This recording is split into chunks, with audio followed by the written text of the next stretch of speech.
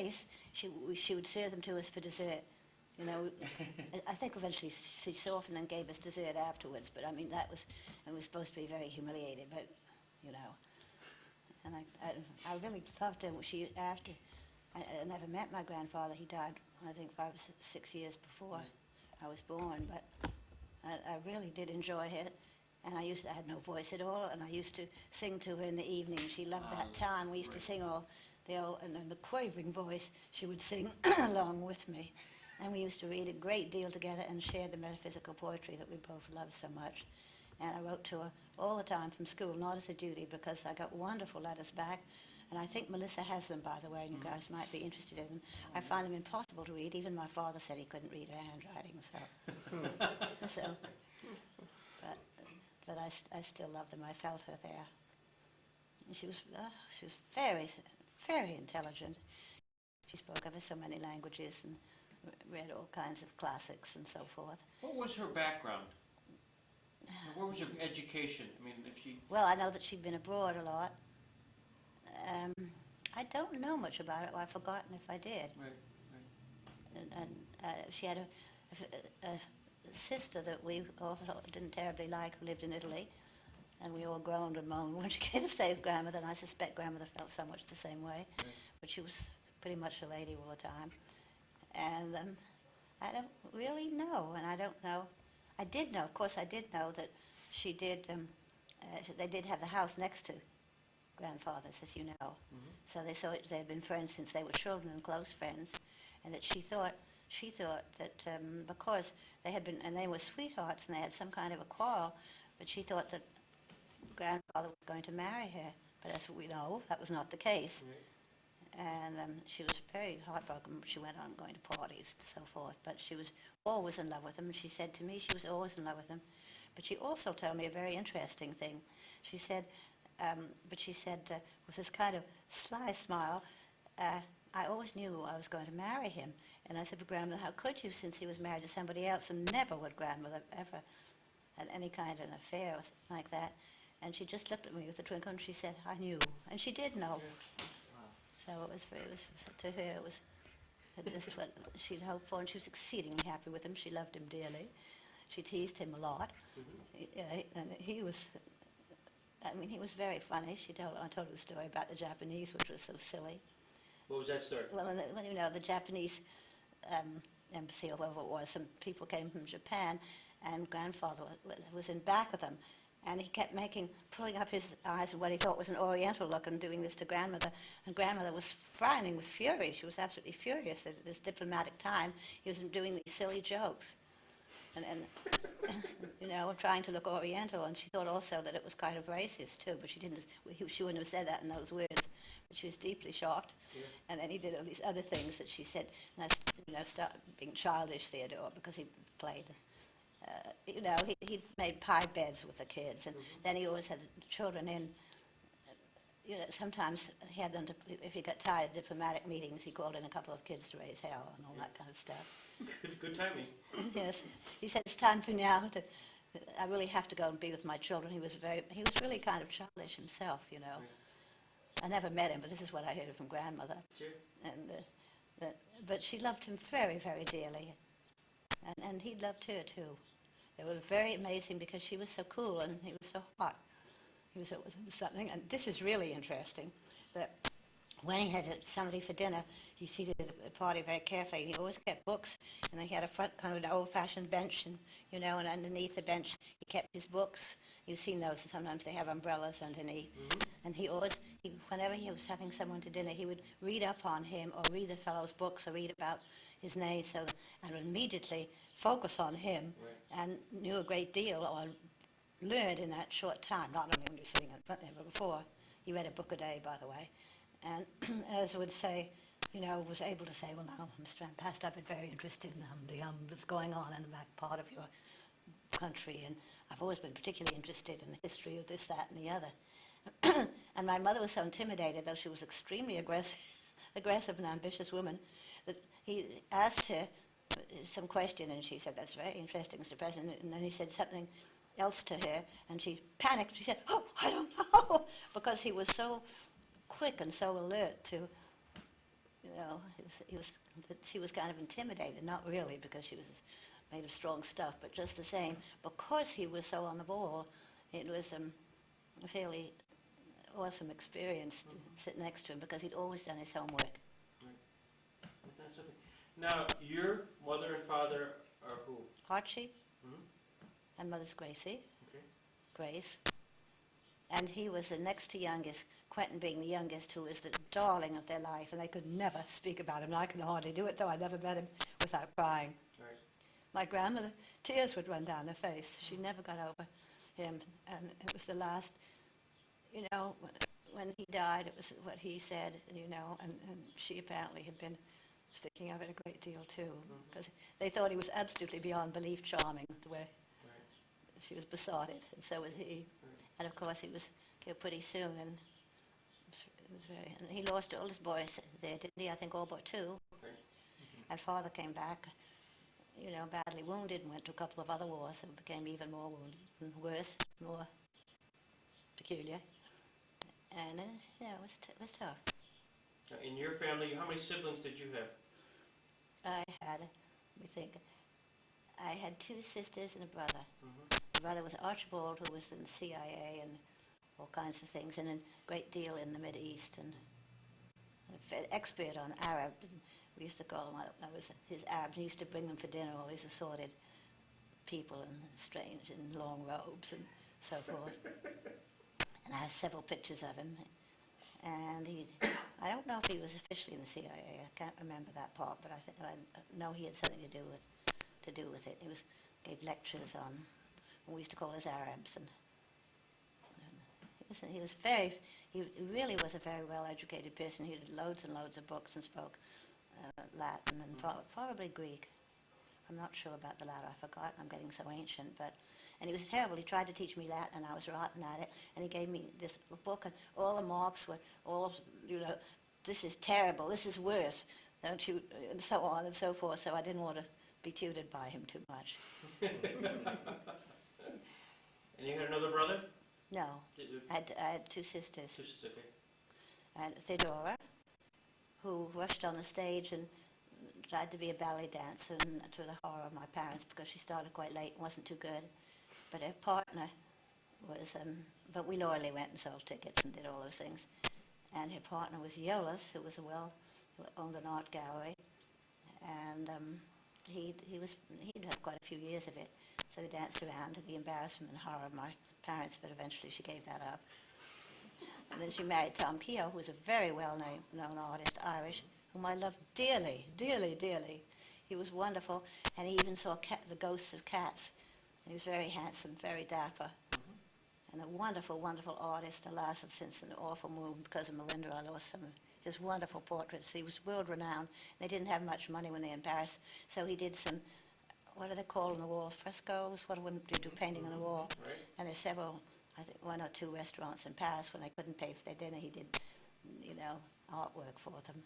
And he was in Hollywood. He did the sets for Daddy Longlegs and other things. And I just loved him. Yeah. And he died of Legionnaire's disease, which was very rare, and it was a rare case, and everybody was quite riveted. But needless to say, we didn't share that interest in it. We were all heartbroken. Oh, yeah. And your other sister is? Edie. Edie. And she married Barmin, the famous Russian general. Okay. Remember that story? Okay. And they parted because they were both rather temperamental, various reasons. And so the brothers, and one reason is that, I've forgotten to mention the real reason why, before they were married, I believe, I can't remember the end of it, he was married to a lovely Greek woman whom we liked very much. He lived in my parents' garage. It's very complicated. And he was, then he proceeded to have an affair with my sister, and he eloped with her. And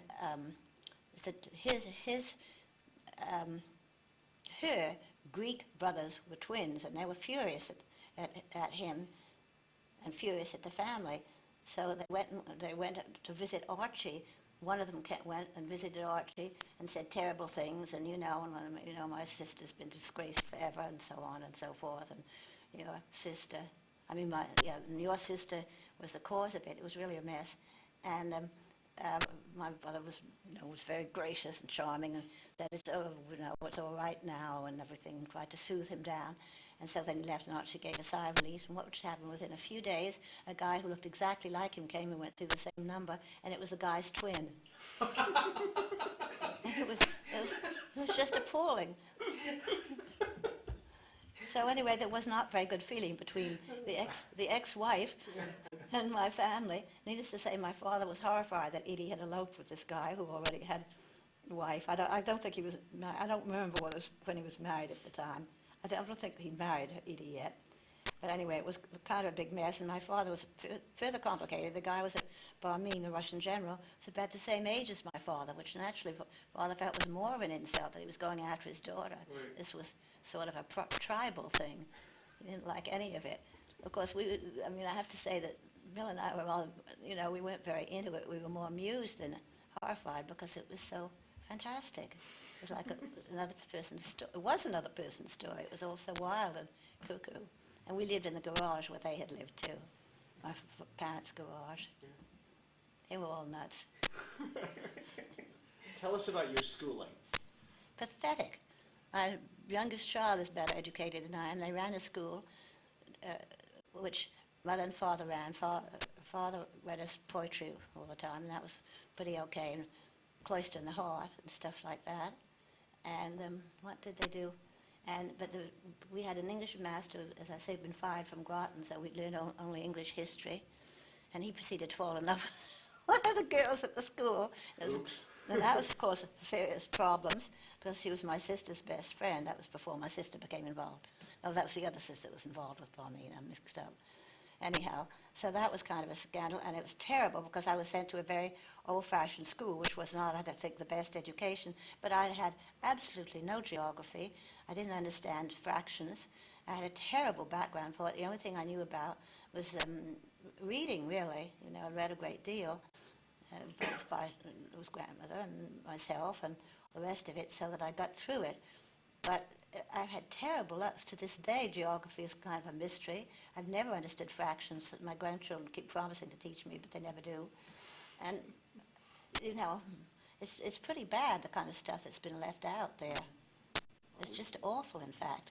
We've all got That I our went on to gaps. college. It's very strange. I did. I went to Radcliffe and graduated cum laude, I think. I got honors and did advanced work in it, but I don't know how. I must have just concentrated on English or stuff that I knew. And I never wanted to do astronomy, but I was afraid to because of the math. But I got through it very well. I did get to, I think I got cum laude and then something else, some other high honor. But God knows how. It's a mystery. You mentioned Bill Jackson. When's the first time you laid eyes on Bill Jackson? Well, when I was at Radcliffe, they all lived in, there were all these guys that lived together, and they called it Club Hockabauk or something like that, some silly thing. And I just thought he was very charming. He was a lot of fun. They were very silly. There was this other guy, that Washington buddy of his, whose name I can't remember, who continued a friend for years. You'd think I could. And they were high-spirited. They were fun. They were not really very wild. They were hard-working, too. Well, They they had- were law students. They were all law students, and they were all, I think so. There might have been one that was a Harvard grad. At this point, I can't really even remember it because I feel, anyway, stressed here. I can't remember the name of the guys there. There was one that I had a very good friend who was my roommate, and we used to go out double dating quite a lot. We went out quite a lot all together as a group, It was fun. It was really fun. And I was very impressed by Bill because he was very attractive. He was very good looking. He was very well read.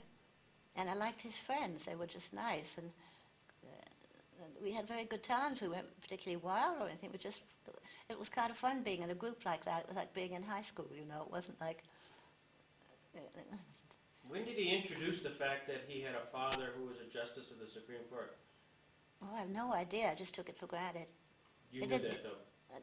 Well, it wasn't such a big deal because I knew nothing really much about the Supreme Court. I just knew they were the highest court in the land. I didn't even know how many they were. I remember there was some argument that FDR wanted more, but I think that was later. And I was very unpolitical, it must have come as a shock to him because he was so intensely political. But he didn't seem to care. We had many other things to talk about.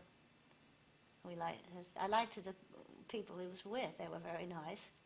And I didn't feel, the nice part was that Billy was like his dad in that he was never patronizing, you know. He didn't think it was bizarre that I'd had such a strange education. I didn't know math and knew nothing about politics. I was quite surprised about the justices. I mean, who they were. And so it didn't strike me as a big deal because I'd never known much about the Supreme Court. You know, I just thought there were a bunch of old fogies up there. It didn't concern me because I was young and having a good time. There you go. No, you said he was political. Was he active in the party itself, or was he just sort of a student of politics? I would say he probably helped his father, but I don't remember that much. I know that he was very involved with it. And also, let me see I think he did some kind of political work, but that I'm not sure of. And I don't know who'd know that. Who would know? The people you know. Who would you guess? I have to think about that. I'm not sure. I really don't know. Melissa, I don't know if she didn't. He probably did. I know he was in the Council on Foreign Affairs, and that was a big deal with him. As I said, somebody stole his portfolio, and he felt that it was a sinister thing, and I do too. Disappeared for quite a while. Now, give me the time frame. When did you start dating him? When I went to college, I don't know when that would. I got through school quite early. I think I got through college at about 19 or 20. I don't know. I went through in 3 years because my father was away at war, the Depression, and it would save the money, and I went to summer school. Did you date? How long did you date before you decided to get married? Oh, I had a hard time persuading him. Ah. He didn't want to marry at all because, you know, he had a whole career ahead of him. But he was very fond of me, so eventually succumbed. There you go. Now, was it a long period of time, 3-4 years, Well, courtship? let me see when it was. I guess it was shortly after he graduated from law school. I don't think, he definitely was not in school. He was in the Bureau of Ships. So maybe you know the date of that. I don't. That's early. He graduates from law school in early 1944. The expert here. I'm the He's dates. wonderful, isn't he? And so what? And then I think you graduate from Radcliffe. He graduates and you graduate in that spring. That's summer right, and I period. absolutely threw myself upon him, finally persuaded him. And neither family was pleased. That was really interesting. Oh, really? No, neither of them. My mother thought that, what did she think about him? She didn't think he was properly interested in me. He was probably, not proper in terms of proper, he was a proper person, enough interested in me. And she was a little leery of him because she thought that, because anyway, he's a Democrat, I mean, you know, beyond the pale. She didn't know about your Democrat roots? No, well, no, she didn't really care. Yeah. You know, she thought I was a frivolous little thing. What difference did it make? And no, I always followed him from the very beginning because it was one of the things that I believed in. And they went to all the conventions and everything, and I was rather ignorant, very ignorant. Politics were not my thing. I liked reading English and flirting with the guys. It wasn't really. And I had a terrible time nailing Bill down, but finally I did. And so then I went to my mother, and it was terrible. I mean, it was great, but it was terrible too. In the first place, I don't know, I should tell that story about Mother. Yeah. Well, This is private. This is private. Anyway, we went down the train, and all of us, and which was quite fun, quite an experience for me because we didn't travel much. And my mother had these old-fashioned underwear, these little panties that do up here with just one button, and she leaned up to get a suitcase. Of course, down they fell, and we were absolutely delighted, and we just couldn't have been more pleased. But she was very kind of spunky and insouciant. She was a bit like Melinda, but without the mean things, and like Melissa. She was pretty sure of herself, so she just merrily kicked it under the train seat, and I said, Mother, you know, and she didn't care. Eventually she went, these were my supposed to put them on. I have no idea. I don't remember about the rest, but I was so shocked by this. But that wasn't enough. The Jacksons were giving us a huge reception to honor this great thing, to honor Bill and me. And they were not at all pleased with the marriage, as I said, because they thought that I was some society type, which was far from true, though I was like the guys and everything, but I wasn't terribly society. And impossible. And so they were not too thrilled either. In fact, they really didn't like the idea very much. And so Mother had the same thing happen at the reception. And again, she paid no attention at all. She just, you know, kicked them under the table and continued, how do you do, Mrs. So-and-so, or Justice this and that. And my mouth dropped open. I was nearly in tears. I was so disgraced by her. And I said to her mother afterwards, how could you do such a thing? And she said, well, nobody cares. Doesn't matter. You know, that was the kind of person that she was. And I just am not like that. But the reception was very grand, and my father-in-law was just wonderful to me. Let's talk about your father-in-law. When you first met him, what was your first impression of then Justice Jackson? Well, in the first place, I barely knew what a justice was, so that this was not a political Right. feeling at all. And I cannot remember whether this reception came before or after I saw him in the horse. Mhm. I think it came after, because I wasn't engaged to Bill when I used to go stay with them. This is an engagement party. And I just loved him. He was wonderful. Talk He's about very- the horse. Talk about the horse incident. Oh, that was so beautiful. It was so wonderful. I was quite thinking about it. Wake up terribly early to this day, and it was this gorgeous day in Hickory Hill, and so I rushed out. I have no idea what I was wearing, but apparently I was barefoot. I do remember that because I especially went barefoot because it's the kind of day you want to, you know, and the kind of place. And as I was walking through, sort of looking around, everything, out he comes from the woods part, sort of. I seem to remember wood in back, a little way back, and looking just so splendid, riding on his horse. I was tremendously impressed. Not because I barely knew what a justice was, but he was such a presence, you know. And he greeted me very warmly, and he was like part of the horse. He had this beautiful carriage, you know, very easy on the horse. You know, just so, and it was such a wonderful moment. It was like as though some hero had stepped out of the woods. I was very romantic about it, because he was so a romantic person to me, always. You know, he was down to earth, but very romantic.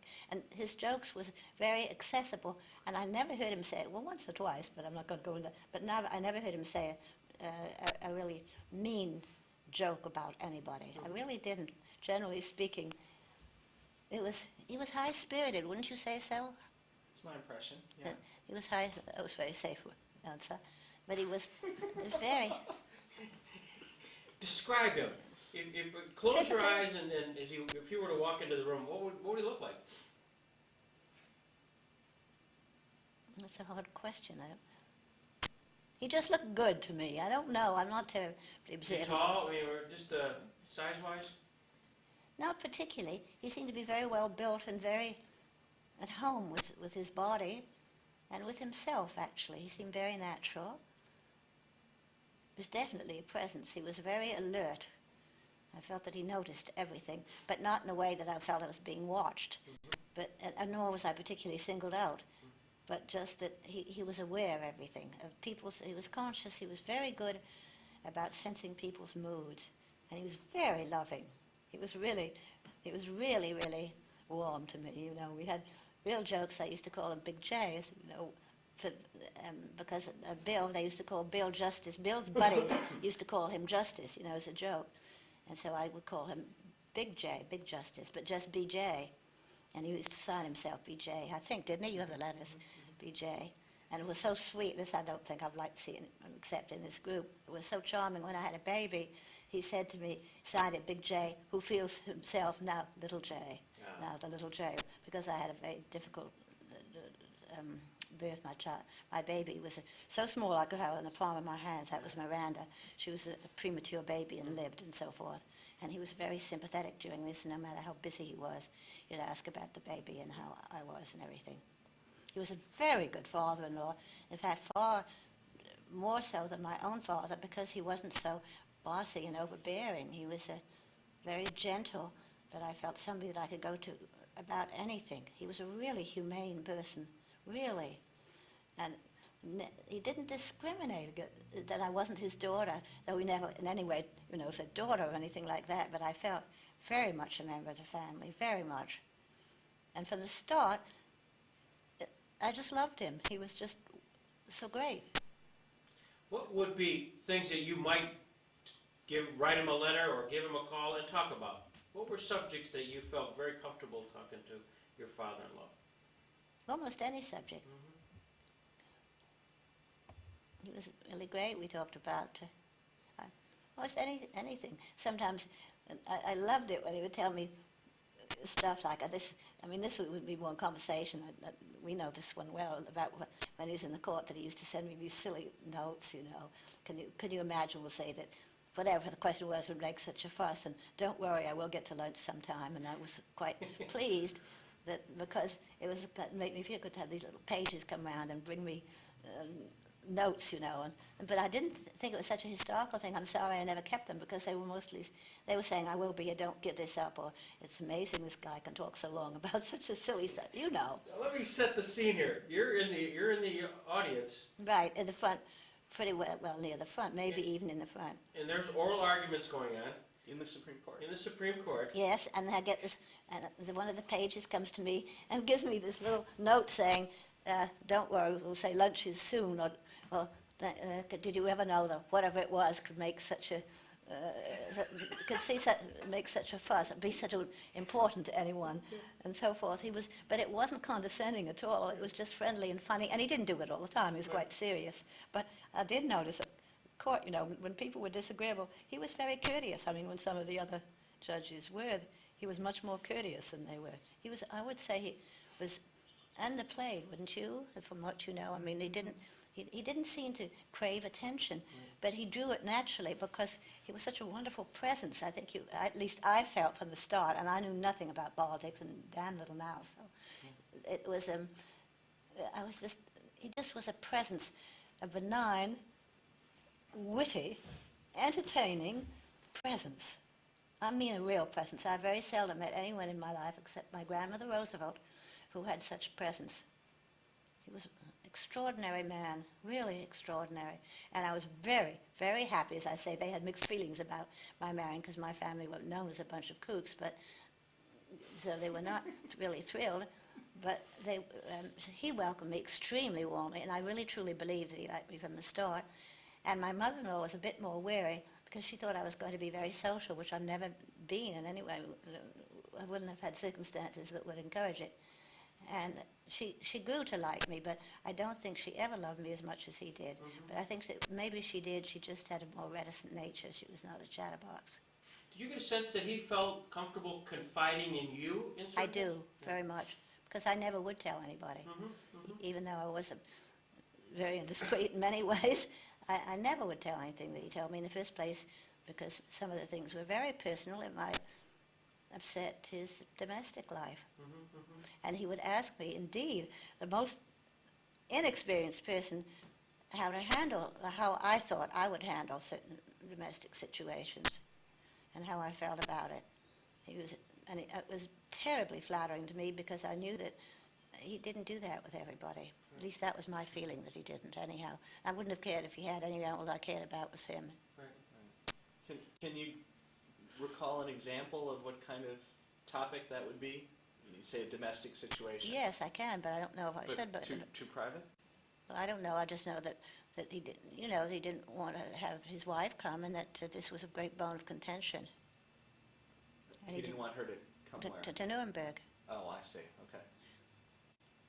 And that was something Irene wanted to go, or was this? Oh, sure, she wanted to go. And you wanted to go? I wanted to go too, especially some of the CIA folks went. What was the name of that guy? What was the name of that guy who ran it there? Donovan. No, then it was the CIA. There were some other folks that went that belonged to a government agency, and that I Was thought it Francis Biddle? maybe I think his wife he was went, too. terrible too. Of course, I'm not biased, but he was Right. quite. So he's sort of discussing with you why he can't let you come, because that would mean... No, he's just discussing with me. I didn't even, I mean, I kind of knew that was why. Discussing with me personal things about his domestic life that I don't think I want to go into. Okay. And Without getting into it, there was we've certainly seen the movies and the pronouncement that he wasn't permitting any spouses of his staff. yes, I to know, come. because he didn't want her to come. Okay, so that was the general. I think that was true. Yeah. But though I don't remember, I don't honestly remember whether he said this or not. I don't think so. I think he would have considered it disloyal. Right. But I mean, that's, I don't really remember that part because that isn't the kind of things. Yes, if we did discuss it, I don't think I could discuss it now. That's right. But theoretically, for personal reasons, he made a policy decision which affected a lot of his staff. Yes, which annoyed people very much Right. because they wanted to bring their wives. But yes, I guess that's about all there is to say about that. Now, But he allowed them to go home to see their wives and so forth. Right. Anyway, some of them would have hated to have seen their wives. I can't remember that Playboy buddy of Bill's, but you remember him. Vanitas. Oh, no, yes, Vanitas too, but Vanitas wasn't into that. Vanitas was into getting contraband. Right. The black market. The black market, and he was always bringing, he was like a little, though he was a huge and powerful man, but a dog bringing treasures to his, he was such a nice guy, really, though he was a total crook. And he kept bringing all these black market things and goodies and stuff, so he kind of had to be reprimanded. Bill liked him very much, and the justice liked him too, because he was such an endearing rascal. He was a great big guy. He had twins. I went and saw his family once, and I liked them all a lot. I mean, when he came back Right, after right. Nuremberg. And was the other fellow Larry Coleman? Larry Coleman was just a runaround. His one interest was women, and plenty of them. And he just, as he said himself, he really had a great admiration for both Bill and, of course, the justice, and he carried around their briefcases, and he was terribly proud of this, and this is what he told me. He said, I don't care if I don't have a job here. It's such a privilege to be here. He was kind of endearing, though he really was a scoundrel. Bill knew it, too. Did Bill actively seek an appointment to Nuremberg? Was that something he really wanted to do, or was that something that his father felt it would be good for Bill to do? I think it was mutual. I think they both, he wanted, he was very interested naturally, as he was really very proud of his father, very interested in his work, and he wanted to know more about it because I think how could one help not want to know more Right. about it, the terrible things that happened in Europe. He wanted to be a part of it. I never heard him say, I want to be a part of history, I want to learn more about history, but I felt he thought the way, and it seemed to me almost anyone would, except naturally my parents, who thought it was all ridiculous.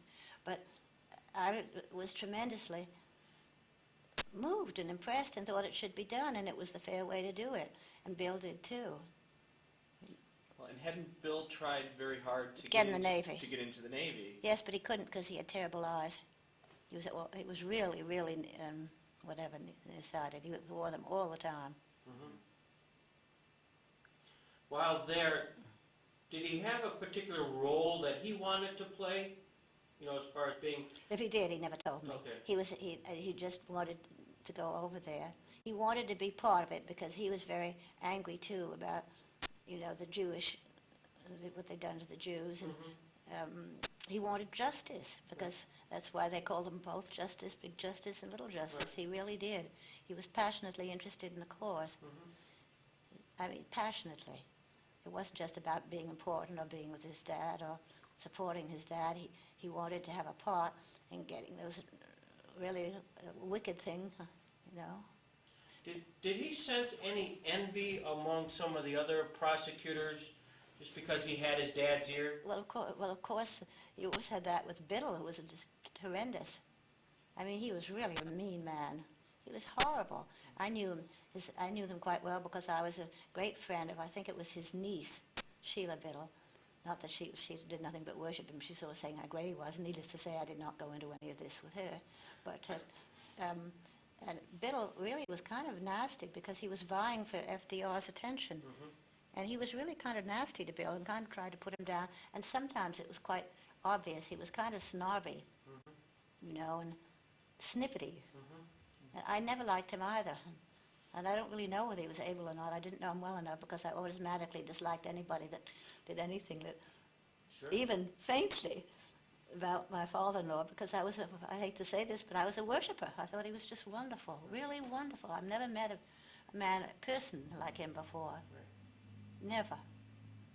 He was so many facets. He could be such fun. He could be so witty, and then it could become, even though he was much in control, he wasn't crybaby like me. He was just, because I get excited, and he was, even while he was changing whatever opinions, he was always in control. You could see he was angry and so on, but I never saw him really lose his temper. You probably know more about this than I do, John, but I never saw. And I saw Bill be very mean-spirited. Okay, if you have a rival and you both want to be president or whatever.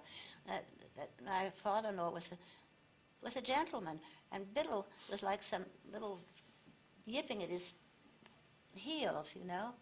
And I don't know what, I think it was because they were both vying for the President Roosevelt at that time, attention. Oh, and the wonderful story about my father-in-law is one time, when he came back, you know, he was always very active, and he was chopping down some trees, and because it was very hot, he threw off his hat.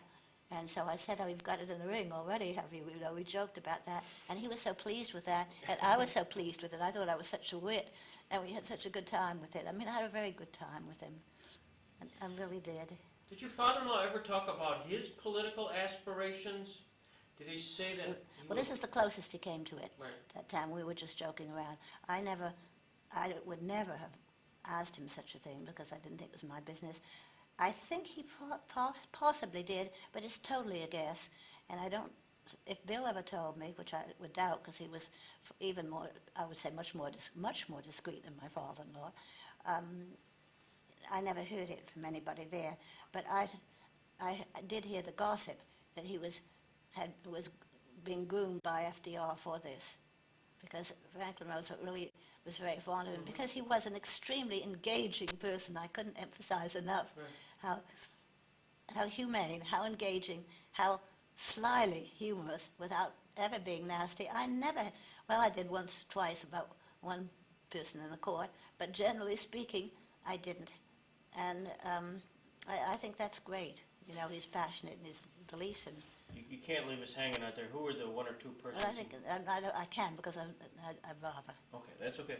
But I had to And ask. Jack knows. Now I'm becoming so flustered. Jack over here knows. You know, Oh, I really did love him so much. I must emphasize that about all. He was the most lovable, intelligent, you know, never embarrassed about rushing out, and if a dog, you know, made a mess all over the bed, he was the one that would take it out, not bother him. Of course, so would my mother-in-law, but with great distaste. But he was so down to earth, and yet was so really spiritual and idealistic and so forth. It was such a wonderful combination.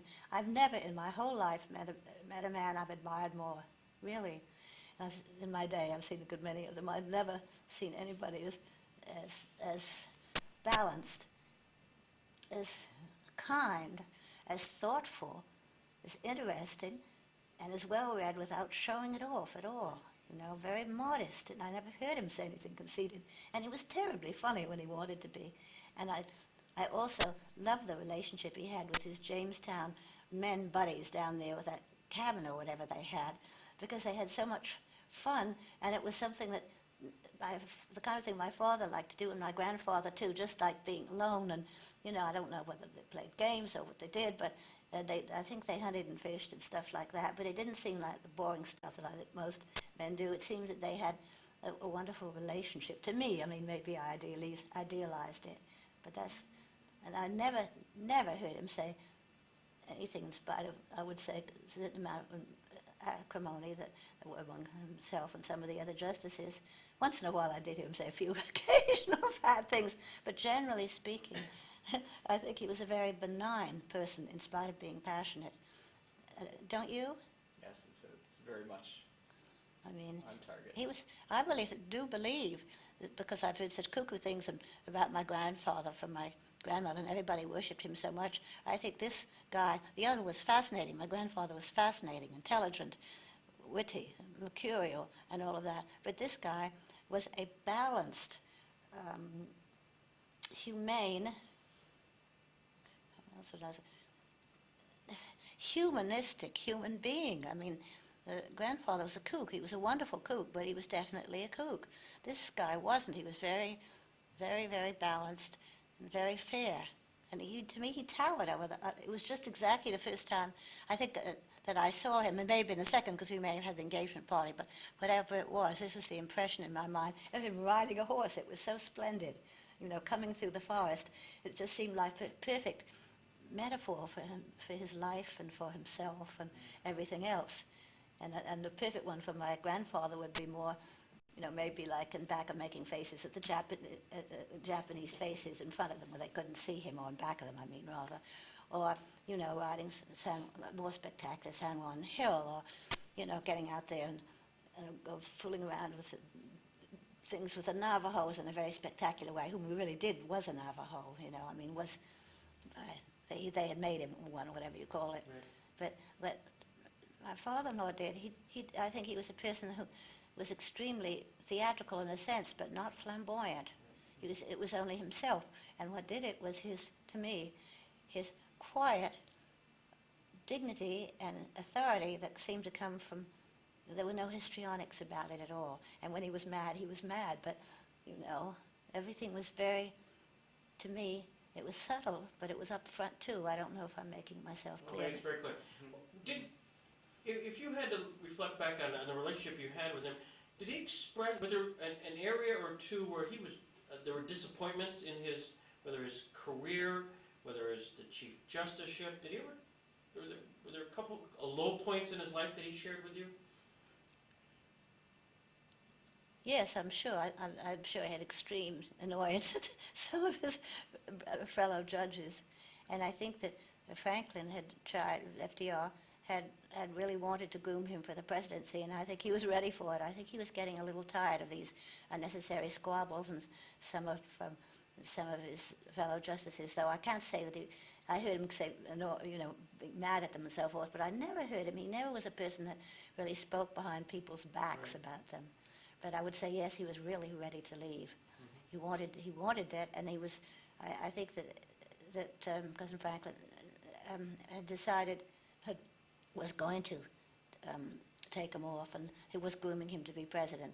And I don't know what gave me that idea. Even I was terribly young and frivolous. I think even more frivolous perhaps now. And he didn't talk about that so much. In fact, he never talked about it to me. It's just things that I gathered from the fact that they were friends, that that the president was calling him up, and that he'd laughed and did not seem offended about my joke about the hat and the ring, and he even looked a little pleased. He had that kind of expression that you have, that slightly, sly but not sly in the sense that it's mean, but that he understood the joke, but he wasn't going to go into it. He appreciated the joke. That was the thing. He was a great appreciator. Even my silliest remarks, he caught right off. He was so witty.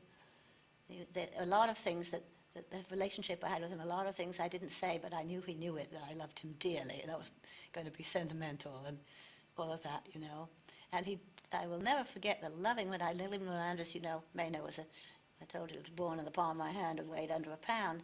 And the letters were so loving that he would take the time to write. I guess he must have been in Nuremberg then, was he? I don't know. He was back. He was back. But anyway, I didn't see him because I guess I wasn't in Washington. Was I? I don't know. I was at one point. I can't remember. But wherever I was, I just thought that he would take time off and really think about this and say in that humble voice, that little Jane, if he's little Jane now, that this important supreme, even I who barely knew how many justices there were, especially as there had been some dissension with the president trying to make another or whatever. And, I just thought he was never patronizing, never thought of me as silly. The fact that I was ill-educated and this, that, and the other didn't make any difference, because I really believe that he saw people as much for their intentions as to who they were, I guess it is. And that I found very moving, that he knew what we aspired to, but were not necessarily that. And another lovely thing is that he knew Shakespeare absolutely, to the ground, and the Bible also, and quite frequently, not in an ostentatious way, quoted or made references to one or the other, which of course is what I was brought up on too, though not nearly as well educated. I'm not sure I've ever asked you about him in a particular context, but the best man at your own wedding was Justice Jackson, right? Bill had, yes. had his father. Describe that. I mean, having... Well, I don't know what to describe. He was just great. He took the ring or didn't take the ring, whatever you're supposed to do, gave the ring. Mm-hmm. And it was we had a wonderful reception. We all laughed away.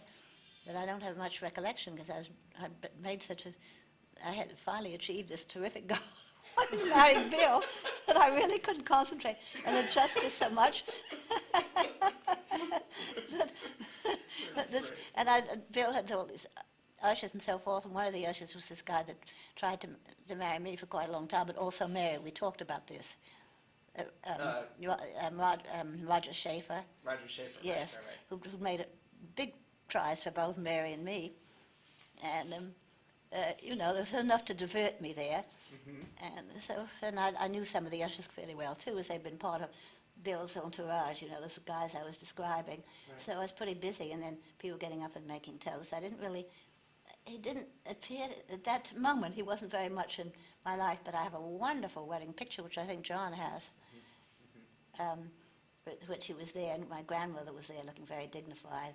He was there, and this, that, and the other. And I think that he looks, I would say, I don't remember quite exactly his expression, but I think there's a touch of, I don't know, irony, but sense of humor there in his expression, don't you? What do you think he looks there? I think he looks not really skeptical, but close, not skeptical, but I wonder what this is going to be. And as I say, my mother-in-law is very much against it because she thought that I was frivolous and too young, and she didn't like my family were quite nutty, and she was very conservative, highly conservative. But Miranda, just another viewpoint, is Miranda is terribly fond of my mother-in-law and stayed with her for a whole summer, and she was a great person, but she and I were so totally different that I don't think she really liked the marriage. She was suspicious of my cuckoo family, and I think she thought I was very frivolous. That's my impression. She was very good to me, though, I hasten to say. Justice Jackson dies in October of 1954. Prior to that time, did he convey to you any sense of that there was some real health problems with him? I'm so self-centered that I don't think he ever said anything like that to me. In fact, I'm almost sure he didn't. But I think that I heard it from Bill and maybe his mother that they were disturbed about him. He never complained about any health problems to me or even mentioned them. I don't think he ever said to me, if I should die, would blah, get this, that, or the other. And I don't think Bill said that much about me, though he did tell me he was worried that his father wasn't too well. And it was so wonderful in Nuremberg because I love seeing my father-in-law dressed up. He was such a dandy. He enjoyed it so much. This is his hat like this. And I was seeing him so simply dressed and not really liking it that much, but he had these, he really looked so dashing, I thought. And we used to see the movies, television or whatever it is. And Did you see the newsreels then? You'd go to the movies and... Well, I think so. Where else could I have seen That's it? right, yeah. It was and also, of course, I know I must have seen it because afterwards we saw those terrible pictures of the Jews in the camps, and I saw the early ones of those because he brought them back, and I went and I was so devastated. It was horrible. It was just so disgusting, so horrible. And I'd never seen so much of the movies. He brought them back and showed them, and I was among the privileged to see it. And even though I'd seen it in the newsreels, it's nothing like what you really see. It was just so appalling and so terrible. We were all shattered going out there. And what was great about my father-in-law, though he was deeply distressed, he had an air of, by God, we're going to get those bastards, and that's, we've gotten them and we're going to go after the other ones. I don't mean he said this aloud, but that was just his expression. Now, during the Nuremberg year, did you stay in your own place, or did you live with Bill's mother? Well, we did both. Both. We started out with them, I think, and then we moved out, which I didn't like it naturally, and living with her because I was very much alone. Right. And then we had a little apartment in Georgetown, which I absolutely loved. It was right near the library, so I could spend hours there, and it had a little park near it. And then we had a few friends that came and visited us, which was fun, and I made lousy dinners, and we all laughed. It was fun. And Bill had a piano, which had belonged to one of the famous musical conductors, and actually I've forgotten, Stokowski. Wasn't he a conductor?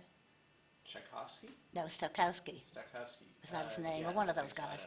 Anyhow, so we had this lovely little piano, and Bill used to bang away at it, and we had a great fun. He liked to play Paul Quarter a lot, and he was a Chopin. It was wonderful. Yeah. And he really played very well, very well. He could read by ear wonderfully. And I don't remember his father having any of that, do you? No. I don't think he didn't play ever music. had that education. Right. He used to get very exasperated sometimes. It was funny. Because when Bill was a playboy, I was always serious, but he did this mad at my father-in-law, got quite mad a couple of times, and he did have a pretty bad accident, and he had a bad knee ever since, as you know. Was it hard on you to be a Nuremberg widow? I mean, you went from being a newlywed and having this little Yes, I didn't apartment. like it at all, because my mother-in-law and I were so totally different, and it wasn't too great being with my mother either. And, and since though I had been alone a certain amount in Washington, I had only a few friends there.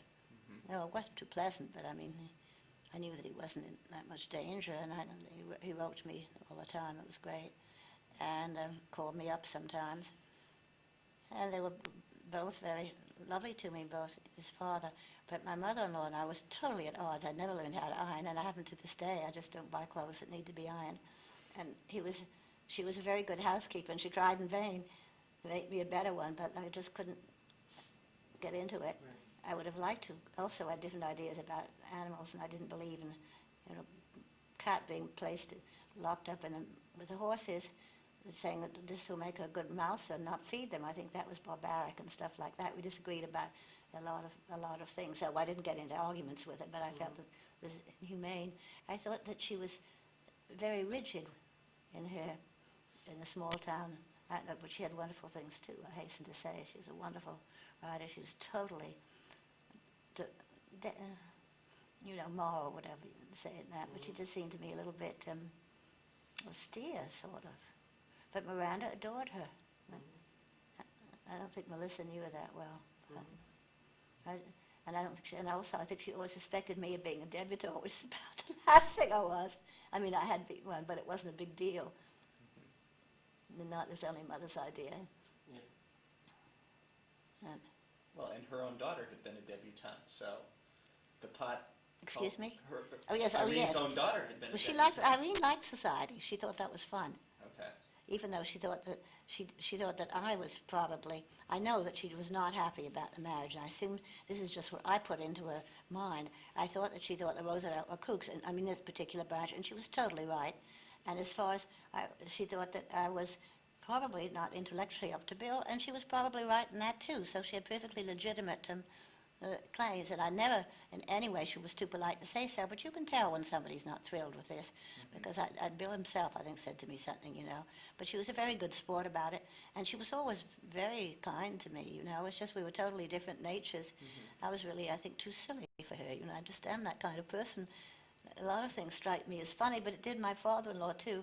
It didn't strike her as funny, I mean, if I didn't, I'd be miserable, since I'm just as sad as I am happy, Right.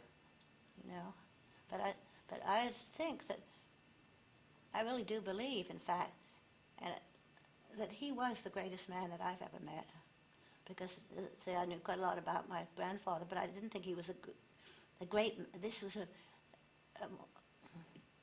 more rounded, I guess I would say. My father was a kook, kind of. Grandfather, I mean.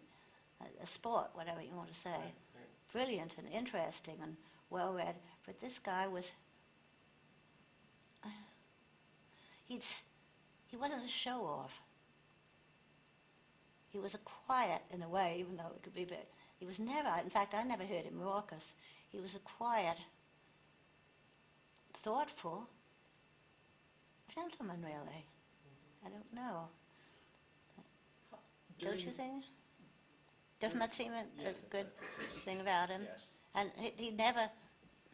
He was very modest about his past life, and yet never ashamed of it in any way, He said funny things about it, but not taking off on it. Just if I made remarks or something about, did you do this, that, and the other, and it was so off base that he would laugh and say, oh, no, it wasn't like that at all. That kind of thing. I mean, he never was hesitant about talking about it, but he never talked about it that much. It wasn't, he was more interested. I think he was more ongoing than looking backwards or anything like that. And he loved Hickory Hill, by the way. He really loved it. After Justice Jackson died, did you continue the same type of relationship with Irene, or did you get a sense that your tie to the family was really through Justice Jackson? I never thought about it one way or the other. I knew I didn't want to live with Irene. We were too different. Right. So I went back to my own mother, who I was not all that companionable with anyway. Mhm. But what did I... Say that question again, I'll think about it. Just after Justice Jackson died, clearly you had a relationship with him, a very yes. warm relationship. Very strong. Very strong relationship. But that also was a connecting relationship with Irene as well, because Sure. Mary. Then he dies. He's out of the picture now. Did your relationship with Irene sort of just spread apart? Yes, I would say so. But Miranda was still very fond of her, and I think went to see her. Mm-hmm. And if we were asked to any family weddings, such as, the children, Barbie or Tommy or whatever, of course we always came and stayed with her. And we kept up with that to a certain extent. Miranda was particularly fond of Barbie. She really, a lot, and we liked it. Yes, I would say we did come back sometimes. And I don't think, my mother really didn't care for Irene at all. She found her very provincial. But wouldn't she come to New York and visit and write and send gifts to the girls? And She sent gifts to the girls. She went abroad a good deal after he died, if you remember. She was right, she traveled abroad a lot. She traveled a lot. I don't remember whether the girls came to see her or not. I think they did. I don't think I ever went down to see her. I don't remember it, but maybe I did. I did it, we'll say it's some birthday or anniversary or something like that. And of course we wrote. Right. And would Bill travel to Yes, Washington he to did see quite his a lot. mother? And she became ill, didn't she, and Yeah. was in a hospital. And Mary didn't want me to see her for some reason. She was apparently in very bad shape. Bill didn't want me to come and see her. And I don't think I ever did. He never wanted me to. Why? I don't know. I think she was Very, very sick. very sick, yeah. She was incontinent and so And very, forth. very elderly. I mean, she lived into her 90s. And Don't tell me about it. I'm not laughing. I'm just... Yes, no, she didn't want me. That's true, but not because of me. I never felt she was hostile. Though we were not buddies, I had enormous respect for her. She was very hardworking, very conscientious, totally loyal. let's go back to Justice Jackson and talk about his relationships with each of the children. Bill and his father, Mary and her father. Well, they always kind of split up on that, and that Mary was the one that went camping with him and stuff like that. She was his real pal, and he was his mother's guy. And was very much with his mother. But the men obviously had the law. They'd been at Nuremberg together. I mean, during those adult years. Well, also, the Justice kind of teased him because Bill was very finicky. He would, he was. It used to drive me nuts, too.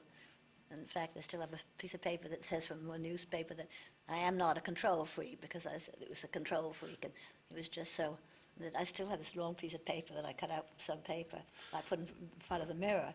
I mean, if we were going anywhere, time to go, and I might have asked some buddies of mine, and we were all sort of loitering around and fooling around, but Bill wanted to lead that procession and be sure we were on time, and was very thing. I didn't have that feeling with my father-in-law. In fact, I felt he was rather relaxed about that sort of thing. And my mother-in-law also had to apologize to me. I told you this story before, that Stuart, who was the handyman and did everything, came with us, drove the car, and came with us and ate with us. And she apologized, and I thought, what kind of a snob does she think I am, that I'm not going to eat with him? And I thought this was so strange, that, and then I thought afterwards it's not, because I don't think Mother would have. So I thought I can understand that. And she definitely would not have. So. You mentioned Cousin Franklin. Yes. And obviously that's a huge topic of interest, but the particular moment I wanted to ask you about was that last inauguration. Do you remember Yes. going, and then Sure, it was raining. it was raining, and it was at the White House, not Yes, at and the I remember the Capitol. umbrella that my cousin and I fought over, so I can remember that. Clochette went. Yes, I do remember it, but I really don't remember what he said. What was it? What did he Well, say? Eleanor took you and Bill in to talk to Franklin. Oh, that wasn't that another time? No, she did that time too. Yeah. I've talked to him several times. He's just been very genial. Needless to say, we never said anything of any. I do remember I guess he had died by the time my cousin was married. I'm not sure. Maybe he was there. I could just remember. What's her name? Cousin Eleanor. Uh-huh. And she was there, and she and Father were telling a silly joke about the bees that I told her. That's why about the bees propagating. That's why there's so many sons of bees. And they were laughing away. And in the middle of this sort of holy moly wedding, religious wedding, and they had she was great, Cousin Eleanor. Even though they spoke of the family, my family spoke of it with scorn because of a newspaper article and running around the world and such. They held her in scorn, but you just couldn't help but like her. She was really so down to earth and so wonderful. And You know, what about Auntie Auntie says- Eleanor? She was rather austere. Oh, my God, how bright she was. And she used to do photographs and then do all kinds of interesting things with it. And she was a needlepoint, a beautiful museum like my mother, like my grandmother. Wait, embroidered. which Eleanor? We're talking about Cousin Eleanor, right? Cousin Eleanor, Oh, okay. who was Auntie Eleanor? Franklin's wife. No, it's the other way, isn't it? Well, it's your family. I'm sorry if I've confused I think it was Cousin Eleanor. I don't think I think Auntie Eleanor was Ted's wife. Oh, okay. And Cousin Eleanor is the Cousin first Eleanor lady. was first lady, but she was my cousin. She wasn't my aunt. Right. Because You're her, right. I'm mistaken, listen, sorry. I get all mixed up too, poor old thing that I am. But and I don't know. I really liked all my family. I liked my cousin that would never get off a boat, whose name I can't remember now, at a square rigger, and they were a lot of fun. And the firecrackers we weren't supposed to use, and they all said to hell with it and had firecrackers all over the beach. They were kind of wild. That kind of part of the Roosevelt family. And the Roosevelt family, the two Roosevelt branches, the Republican and the Democrat, were said not to get on because they mostly played among themselves. But to me, they got on very well. They saw each other, they conversed with each other, they were quite jolly with each other. They said, there's always supposed to be a rift between the Republicans and the Democrats. Right. And they would say mean things about Cousin Eleanor. But when she came round, they enjoyed her a lot. And the same with Auntie's sister, who was horrible, whose daughter was